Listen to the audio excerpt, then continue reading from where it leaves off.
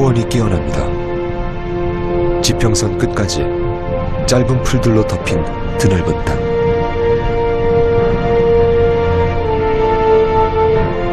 비는 여름철 아주 잠깐 동안의 일입니다. 그래서 식물들은 더 이상 키를 높이지 않습니다.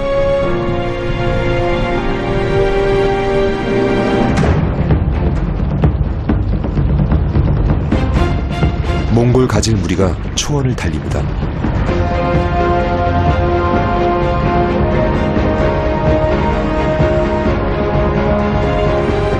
속도를 높여 바람을 따라잡습니다.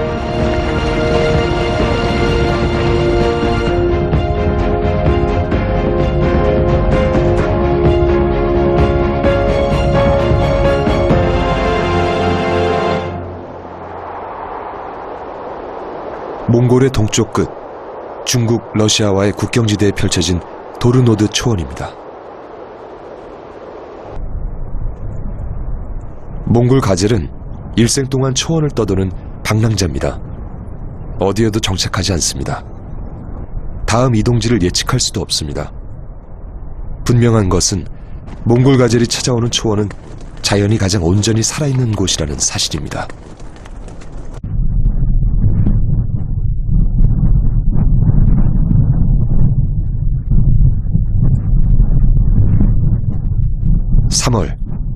초원에서는 수많은 죽음과 마주치는 계절.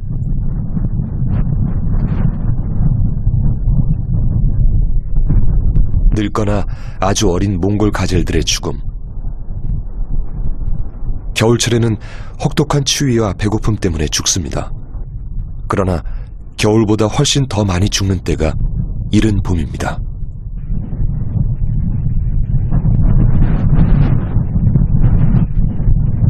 추위를 이기느라 약해진 몸이 버티지 못해 죽는 것입니다.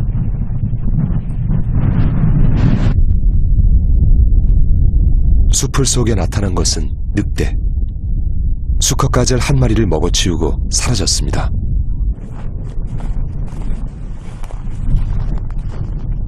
이른 봄의 가젤들은 몹시 굶주린 상태. 늑대 입장에서 쉽게 잡을 수는 있지만 먹을 것은 없는 먹이였을 겁니다.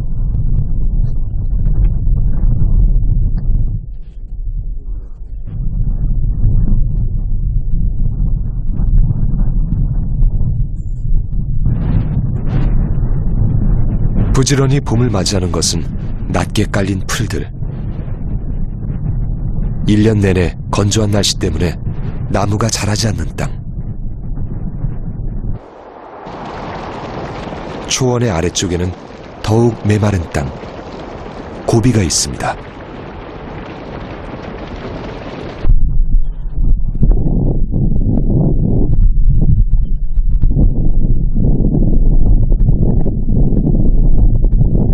고비 사막이라고도 불리지만 이곳은 사막과는 조금 다릅니다. 고비란 풀이 잘 자라지 않는 거친 땅이란 뜻. 적게나마 풀이 자라는 메마른 땅입니다. 모래사막은 아주 일부입니다.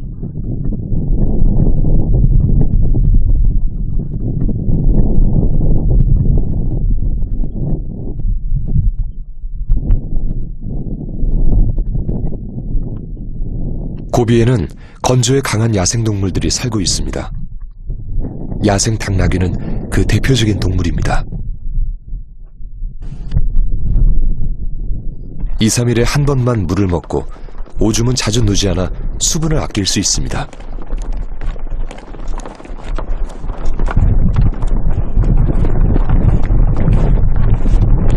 다른 동물들에 비해 거친 풀을 주로 먹는 야생 당나귀.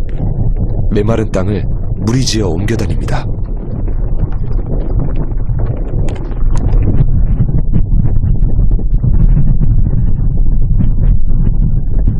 이른 봄, 고비에는 높은 모래바람이 붑니다. 최고 5,000m까지 높이 올라가는 모래바람은 강한 편서풍을 타고 멀리 이동합니다. 하루 만에 우리나라까지 날아가고 일본을 거쳐 하와이까지 가기도 합니다.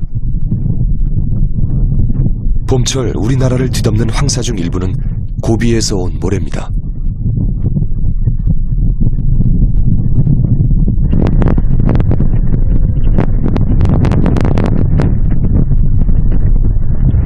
모래바람이 불면 쌍봉낙타의 콧구멍은 순식간에 닫힙니다.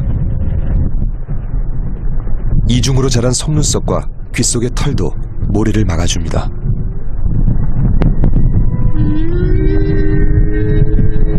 쌍봉낙타는 이곳 고비가 고향입니다.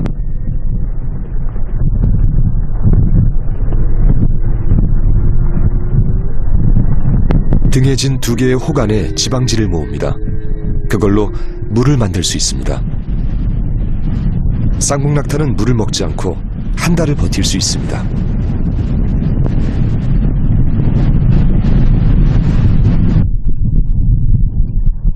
이 척박한 땅은 지구상에서 야생낙타가 사는 유일한 곳입니다.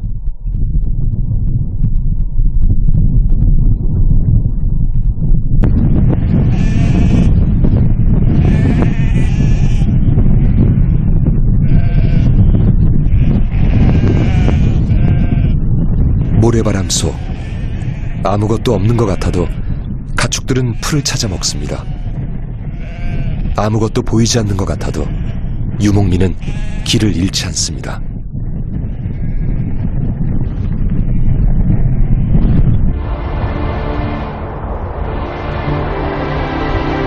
모래바람이 지나간 고비, 이때쯤 먹구름이 몰려옵니다.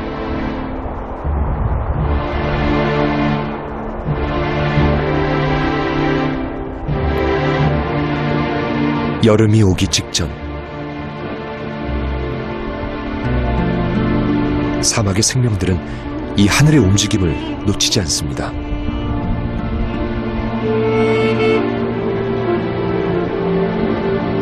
동물들은 벌써 비를 직감했습니다. 이때 오는 비로 1년을 살아야 하기에 고대하며 기다립니다.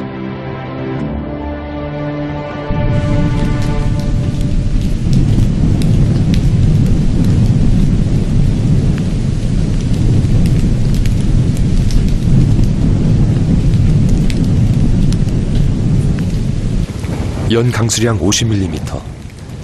우리나라 장마철 하루에 내리는 양이 1년 강수량의 전부입니다. 그 귀한 비가 내리는 날, 메마른 고비가 잠시 깊은 숨을 내쉽니다.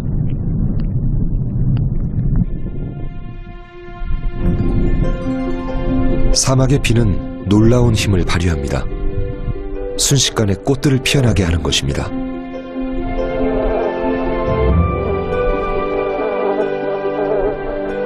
곳곳에서 준비하고 있던 꽃과 식물들이 한꺼번에 피어나는 순간,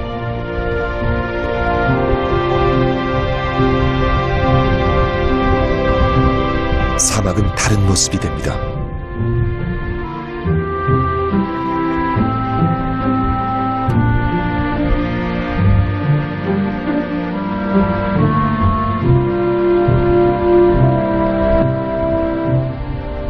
막 비가 지나간 사막, 생명들은 한층 활발해집니다.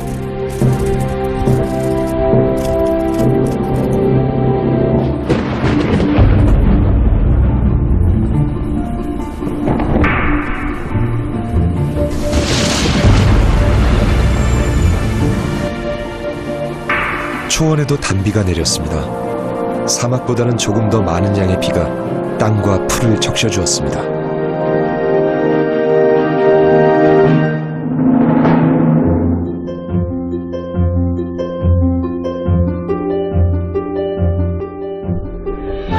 비가 지나간 직후 풀은 빠르게 자랍니다. 지평선 끝까지 질 좋은 초지가 만들어집니다.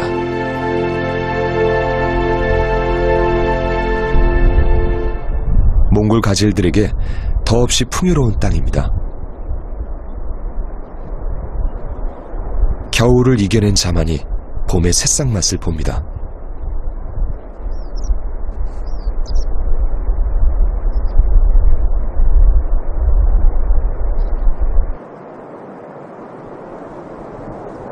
몽골 가젤은 수천 마리씩 무리지어 이동합니다. 하지만 여름이 오면 몇십 마리의 작은 무리로 분산될 것입니다. 암놈이 새끼를 낳을 시기에는 따로 생활하기 때문입니다.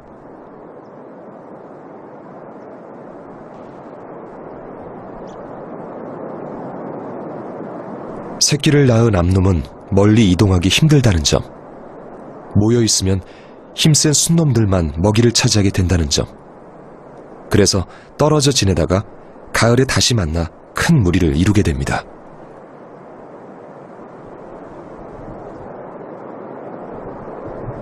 물과 초지를 찾아 중국의 신장성, 카자흐스탄까지 이동하기도 합니다. 국경은 그저 인간들의 것일 뿐입니다.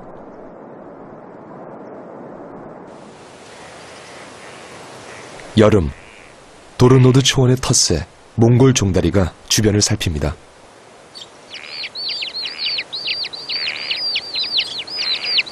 어린 새들에게 가장 좋은 먹이는 초원의 벌레들.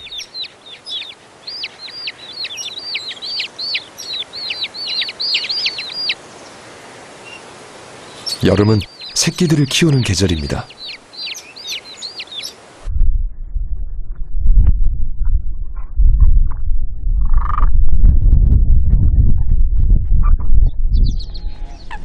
쇠제 두루미는 도르노드 초원을 찾아오는 철새입니다.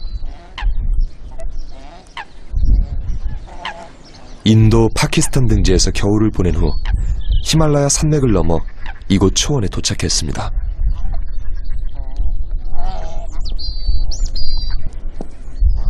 이곳에서 번식기를 보냅니다.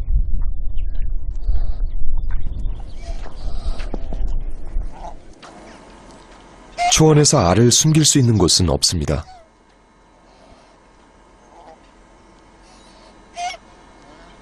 한 마리의 암놈과 한 마리의 순놈이 짝을 지으면 평생을 간다는 쇠제두루미. 소중한 알을 품는 일도 암수가 똑같이 번갈아가며 합니다.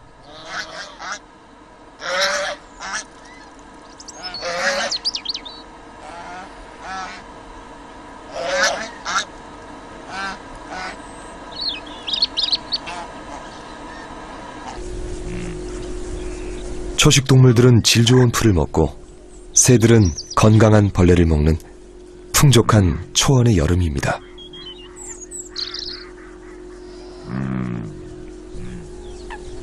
사나운 큰 말똥가리도 이 평화를 즐깁니다.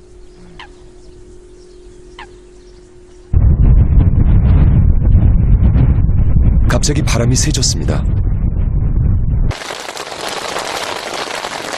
한 번 오면 퍼붓듯이 내리는 초원의 여름비가 지나갑니다.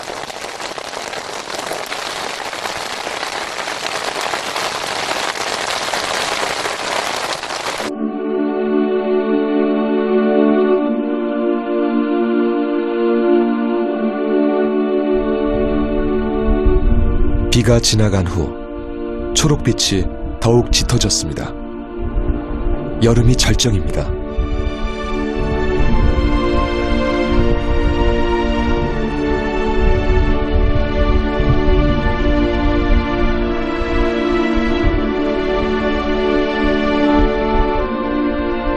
몽골 가젤 암놈들은 한창 새끼를 낳고 기르느라 분주한 계절입니다.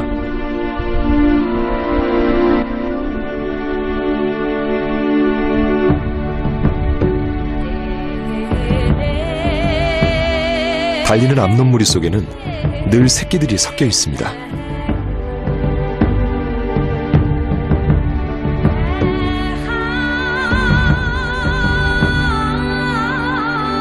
갓 낳은 새끼를 풀숲에 숨겨놓았습니다. 몽골 가젤은 태어나자마자 스스로 일어서서 한 발, 두 발 내딛습니다.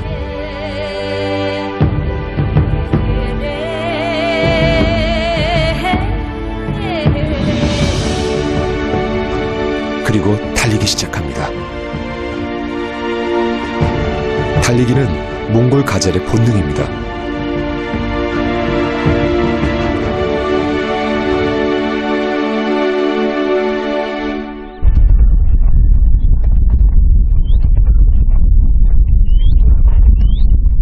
풀숲에 또 다른 어린 것이 숨겨져 있습니다. 태어난 지 이틀 된 새끼 쇠제두루미. 따로 둥지를 만들지 않기 때문에 새끼는 바닥을 딛고 일어서는 힘겨운 동작을 가장 먼저 익힙니다.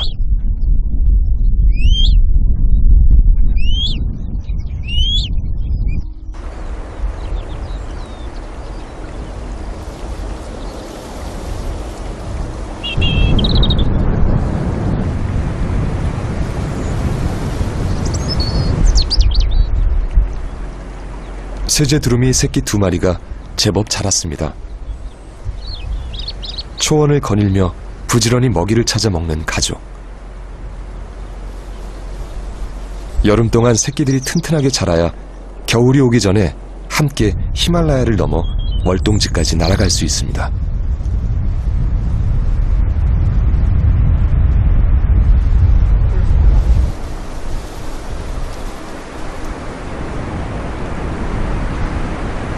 초원의 가장 아래 작은 굴이 곳곳에 있습니다.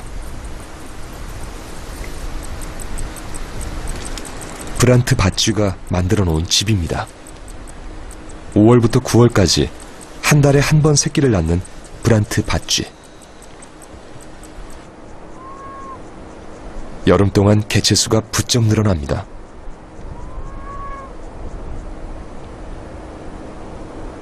초원의 설치류들은 대부분 초식동물.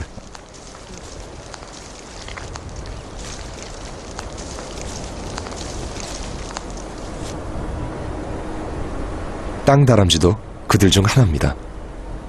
1년의 반 이상 땅속에서 잠을 자지만 풀이 많은 이 무렵은 바깥에 나옵니다.